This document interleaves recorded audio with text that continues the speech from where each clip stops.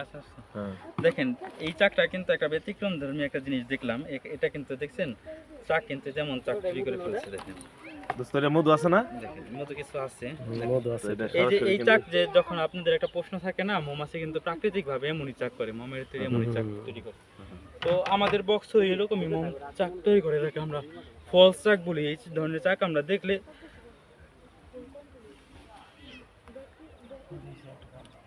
এই ধরনের চাক আমরা দেখলে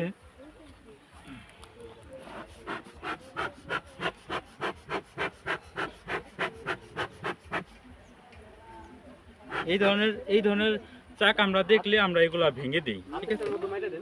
এই ধরনের মধু দেখলে আমরা ভেঙে দিই।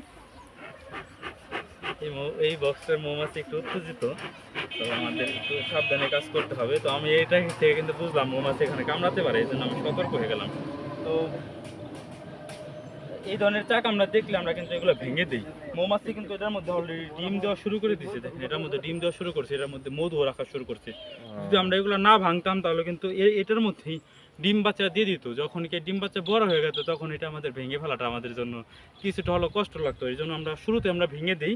তার মানে মৌমাছি এখানে ল্যাঙ্গুয়েজ দিচ্ছে যে এখানে আমাদের আরও এই ধরনের একটা মানে চাক লাগবে, এক্সট্রা একটা চাক লাগবে। এর জন্য মৌমাছি নিজেদের মতন করে কিন্তু চাক তৈরি করতেছে।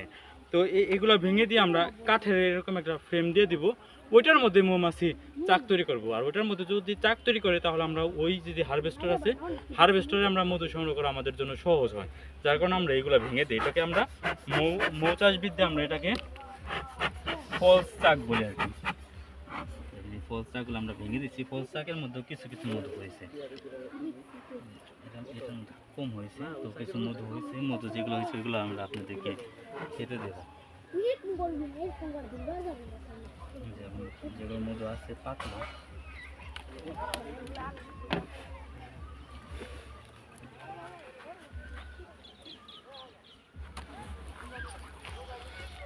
এটা একজনে খান ভাই, অল্প একটু আছে এই সাইডে, অল্প দেড়টা আছে।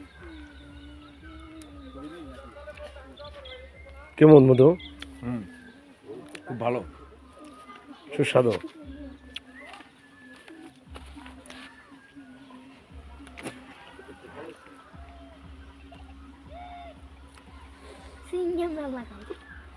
যারা মধু নেবেন আমাদের সাথে যোগাযোগ করেন, এখানে একদম পিওর মধু পাবেন।